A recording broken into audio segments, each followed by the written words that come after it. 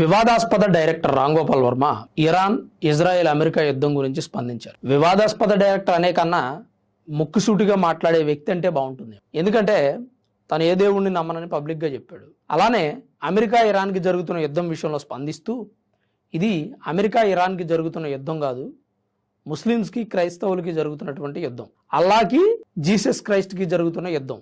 వీరిద్దరిలో ఎవరు గెలిస్తే ఎవరు మిగిలితే వారి మతాన్ని నేను స్వీకరిస్తాను అని చెప్పి సంచలన వ్యాఖ్యలు చేశాడు. మనం రామ్ గోపాల్ వర్మ మాటలని కొన్నిసార్లు సింపుల్గా కొట్టేస్తాం, తీసి పడేస్తాం.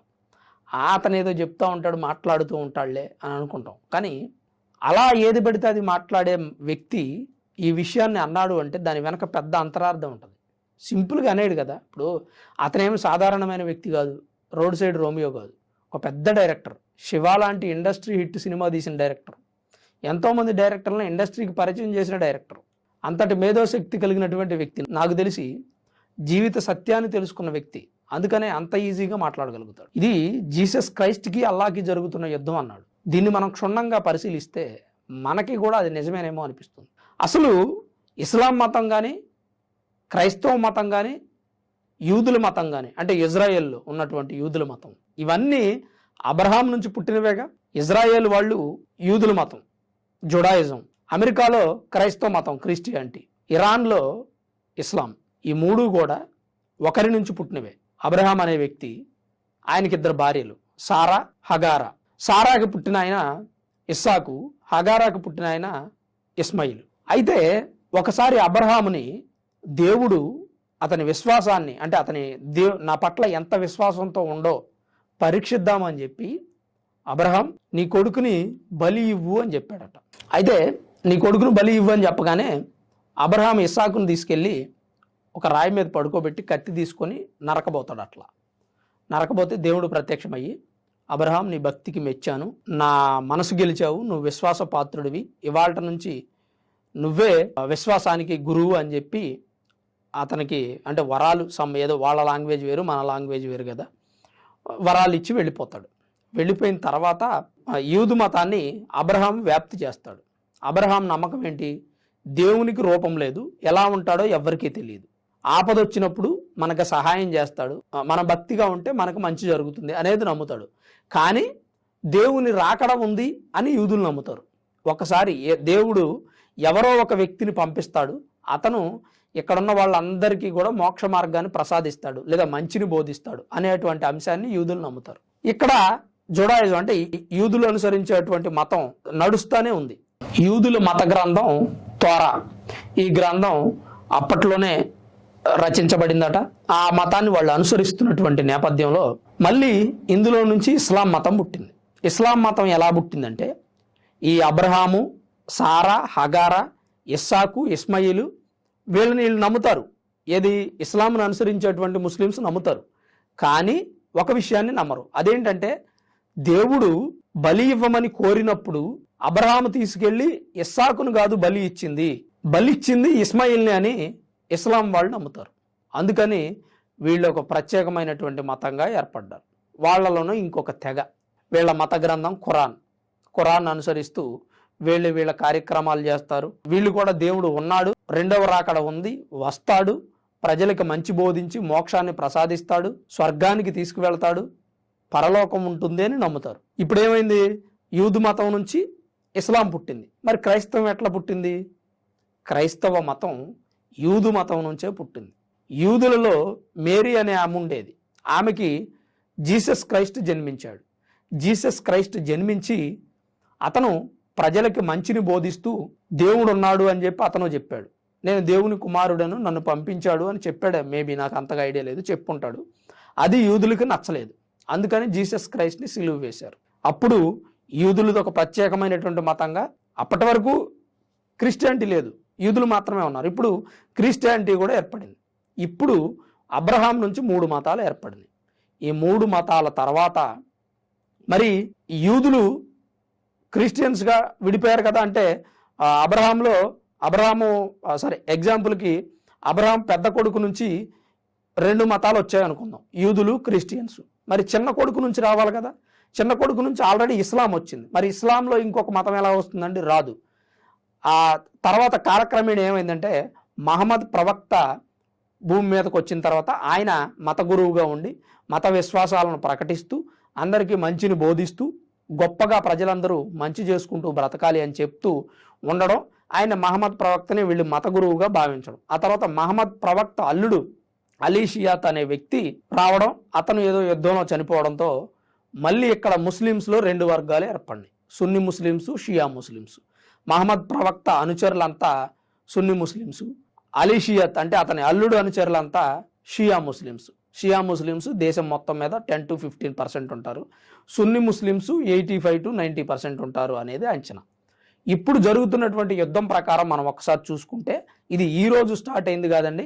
ఇరాన్, ఇరాక్, బహ్రెయిన్, గల్ఫ్ కంట్రీస్కి, అలాగే యూదు దేశాలకి, దాంతోపాటు సున్నీ ముస్లిం దేశాలకి, షియా ముస్లిం దేశాలకి అన్నట్లుగా క్రైస్తవ ముస్లిం దేశాలు ఇందులో ఇన్వాల్వ్ అవ్వటం, షియా ముస్లిమ్స్ని సపరేట్ చేసి క్రైస్తవులు అలాగే యూదులు సున్నీ ముస్లిమ్స్ సపోర్ట్స్తో మట్టు పెట్టాలనేటువంటి ప్రయత్నం. ఇది చాలా మందికి నిగూఢంగా ఆలోచిస్తే తప్ప అర్థం కాదు. మేబీ అది వారి మతంలో ఉన్నటువంటి శాపమా లేదా అనాదిగా వస్తున్నటువంటి ఆచారమో తెలియదు, కానీ వాళ్ళ మతాలు ఏర్పడిన దగ్గర నుంచి ఒకరికి ఒకరు విరోధులుగానే ఉంటూ వచ్చారు.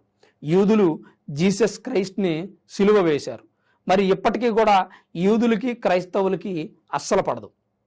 ఒకసారి మీరు చరిత్రలోకి వెళ్ళి గమనించుకోండి. అలానే ఇస్లాంలో ఉన్నటువంటి సున్నీ ముస్లిమ్స్కి, షియా ముస్లిమ్స్కి పడదు. ఎందుకంటే వీరిద్దరూ మహమ్మద్ ప్రవక్త అల్లుడికి సంబంధించినటువంటి అనుచరులు, వీళ్ళిద్దరి మధ్య వైరుధ్యం. అది కాలక్రమేణా రాజ్యాలుగా జరిగింది, యుద్ధాలుగా జరిగింది, ప్రాంతాలు విడిపోయిన తర్వాత ప్రాంతాలుగా జరిగింది, తర్వాత దేశాలు విడిపోయిన తర్వాత దేశాలుగా జరుగుతుంది. ఆ తర్వాత రాజులు వచ్చారు, రాజుల పరిపాలన ముగిసిపోయింది, తర్వాత ఎన్నికల సిస్టమ్ వచ్చింది, మత ప్రాతిపదికన వాళ్ళు మత గురువుని నాయకుడిగా ఎన్నుకోవడం ప్రారంభించారు. ఆ తర్వాత ఎన్నికలు వచ్చినాయి, ఎన్నికలు వచ్చిన తర్వాత కూడా వాళ్ళ నాయకుడిని ఎన్నుకున్న తర్వాత కూడా వారి ఆలోచనలు, వారికి ఉన్నటువంటి విభేదాలు ఎక్కడా కూడా తొలగలేదు. ఎన్నికలు వచ్చి ప్రజలు ఓట్లు వేసి గెలిపించిన తర్వాత కూడా ఈ సున్నీ ముస్లిమ్స్కి, షియా ముస్లిమ్స్కి పడదు, అలాగే యూదులకి, క్రైస్తవులకి పడదు. ఇప్పుడు పర్టికులర్గా మనం చూసుకున్నట్టయితే షియా ముస్లిమ్స్ని అణిచివేయడానికి యూదులు, క్రైస్తవులు ఒకటైపోయారు. క్లారిటీగా వినండి, ఇజ్రాయేలు, అమెరికా ఒకటైపోయింది. ఇజ్రాయేల్ యూదు దేశం, అమెరికా క్రైస్తవ దేశం. ఈ రెండు దేశాలకి కూడా సున్నీ ముస్లిం దేశాలు సహాయం చేస్తున్నాయి, సహకరిస్తున్నాయి. అందుకని షియా ముస్లిం దేశాన్ని మట్టుబెట్టడం ఈజీ అవుతుంది. ఎందుకు అంటే వాళ్ళు చెప్పేటువంటి అనేక రకాల కారణాలు అవ్వచ్చు. ఇస్లాం రాజ్య స్థాపన చేయాలనేటువంటి ఆలోచన షియా ముస్లిమ్స్కు ఉంది అనేది ఒక పాయింట్. రెండవది, షియా ముస్లిమ్స్ ఆ దేశంలో ఉన్నటువంటి ప్రజలను అనేక రకాల ఇబ్బందులకు గురి చేస్తున్నారు అనేది ఒక పాయింట్. ఇంకో పాయింట్, అలానే వాళ్ళు పూర్తిగా నాగరికతకు దూరంగా ఉంటారు, పాతకాలపు మూఢనమ్మకాలని నమ్ముతారు, ఈ కాలంలోకి రావట్లేదు కాబట్టి ప్రజలు ఇబ్బంది పడుతున్నారు, అది ఇంకో పాయింట్. ప్రపంచం మొత్తం అభివృద్ధి చెంది ఎన్నికల ఫార్మాట్ వచ్చి ఎలక్షన్లో ఓట్లు వేసి ప్రజలు నాయకుడిని ఎన్నుకునేటువంటి పరిస్థితి ఉన్నా కానీ ఇరాన్లో మాత్రం అలా జరగట్లేదు. 88 మంది మత గురువులు కలిసి వాళ్ళ నాయకుడిని ఎన్నుకుంటారు, అందుకని వాళ్ళ దేశం నాశనం అయిపోతుంది అనేది ఆ దేశంలో ఉన్నటువంటి ప్రజలు మాట్లాడుకునేటువంటి అంశాలు. ఇప్పుడు అమెరికా, ఇజ్రాయెల్కి వచ్చిన సమస్య ఏంటంటే ఇరాన్ దేశం అమెరికాని, ఇజ్రాయెల్ని లేకుండా చేయడానికి ప్రయత్నం చేస్తుందట. ఇప్పటికే ఏదైతే గల్ఫ్ కంట్రీస్ ఉన్నాయో, సౌదీ అరేబియా కానీ, ఖతార్ కానీ, బహ్రెయిన్ కానీ, ఇరాక్ కానీ, ఈ దేశాల్లో ఉన్నటువంటి అమెరికా మిలిటరీ స్థావరాలను ఇరాన్ ధ్వంసం చేసింది. కారణం ఏంటి?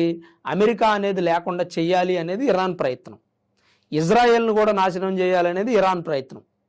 ఎందుకంటే ఇజ్రాయెల్, అమెరికా పరస్పరం సహకరించుకుంటాయి కాబట్టి. ఇలాంటి అంశాలను అన్నింటినీ దృష్టిలో పెట్టుకొని మేబీ రామ్ గోపాల్ వర్మ అనే వ్యక్తి మాట్లాడి ఉండొచ్చు. మనలాంటి మామూలు వ్యక్తులకే, చదువుకున్న వ్యక్తులకి, లేదా పుస్తకాలు చదివిన వ్యక్తులకి, ఇన్ఫర్మేషన్ గ్యాదర్ చేసే వ్యక్తులకే ఇంత నాలెడ్జ్ ఉన్నప్పుడు ఒక పెద్ద డైరెక్టర్ ఆయన ఎన్ని చూసుంటారు? ఆయన వయసు ఎంత? ఆయన అనుభవం అంత లేదు మన వయసు.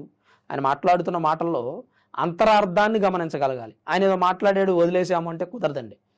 మనకి ప్రాక్టికల్గా మనం అబ్రహాము చరిత్ర దగ్గర నుంచి మనం తీసుకుంటే, అబ్రహాం నుంచి మనం తీసుకుంటే ఆయన పిల్లల నుంచి ఎన్ని మతాలు పుట్టాయి, ఆ తర్వాత అవి ఎన్నిగా విభజించబడ్డాయి, ఒకరికి ఒకరుగా వృద్ధి చెందాయి. ఈరోజు ప్రపంచవ్యాప్తంగా ఉన్నటువంటి జనాభా అందరిలోనూ ఎక్కువ మంది క్రిస్టియానిటీని, ఇస్లాంని ఆచరిస్తున్నారు. మిగిలిన వాళ్ళలో యూదులు ఉన్నారు.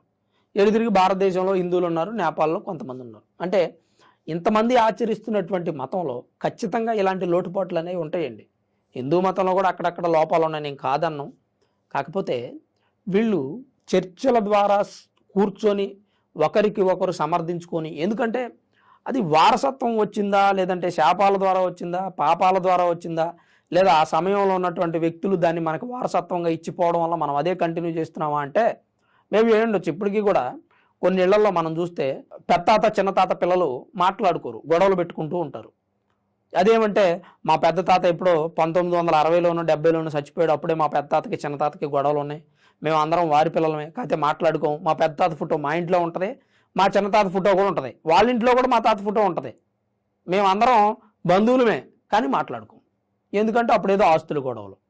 అలాంటి ఒక రకమైనటువంటి మతానికి సంబంధించినటువంటి గొడవలు ఇవి. అబ్రహాము నుంచి వచ్చినటువంటి వ్యక్తులేనండి వీళ్ళంతా కూడా. క్రిస్టియన్స్ ఏం చేస్తారు? జీసస్ని నమ్ముతారు, యెహోవాని నమ్ముతారు. యూదులు ఏం చేస్తారు?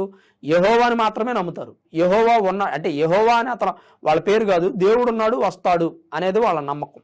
అబ్రహాముకి ఎలా అయితే దర్శనమిచ్చాడో మాకు కూడా ఇస్తాడు అనేది వాళ్ళ నమ్మకం. ఇది పెద్దగా దేశాల మధ్య యుద్ధాల దాకా వెళ్ళిందంటే కారణం కేవలం మతమే. అందుకే రామ్ గోపాల్ వర్మ ఇది అల్లాకి జీసస్ క్రైస్ట్కి జరుగుతున్న యుద్ధం, ఎవరు గెలిస్తే వారి మతంలోకి నేను మారతాను అని చెప్పాడు. ఇక్కడ యూదులు అనే పాయింట్ ఇంకొకటి ఉంది, కానీ యూదుల్ని పక్కకు దోసేశారు. ఎందుకంటే వాళ్ళకి ఒక పర్టికులర్గా అంటే కనుమరుగైపోయినటువంటి మతంలాగా ప్రస్తావనలోకి వస్తుంది తప్ప ప్రజెంటు పాపులారిటీ ఉన్నటువంటి మతంగా గుర్తించబడట్లేదు యూదు మతం అనేది. సో దానివల్ల మేబీ యూదులు తగ్గిపోవడం, లేదా యూదుల జనాభా తక్కువగా ఉండడం, జుడాయిజంను అనుసరించే వాళ్ళు తక్కువగా ఉండడం చేత ఆ మతానికి ప్రాబల్యం తగ్గిందేమో మేబీ. ఇస్లాం, క్రైస్తవం అయితే ఒక వెలుగుతూనే ఉన్నాయి అప్పటి నుంచి, అబ్రహాము చరిత్ర నుంచి కూడా. మరి రామ్ గోపాల్ వర్మ మాట్లాడిన మాటల మీద మీ అభిప్రాయం ఏంటి? అసలు ఈ అబ్రహాం నుంచే ఈ ఇస్లాం కానీ క్రైస్తవం కానీ ఇవన్నీ పుట్టాయి కదా, దీని గురించి కూడా మీ అభిప్రాయం ఏంటి? అందుకనే గొడవ జరుగుతుందంటారా? కామెంట్ రూపంలో మీ అభిప్రాయాన్ని తప్పకుండా రాయండి. అలానే వీడియోని లైక్ చేయండి, కుదిరితే మరి కొంతమందికి షేర్ చేయండి. Thanks for watching this video. This is Ram signing off Sanmat studios.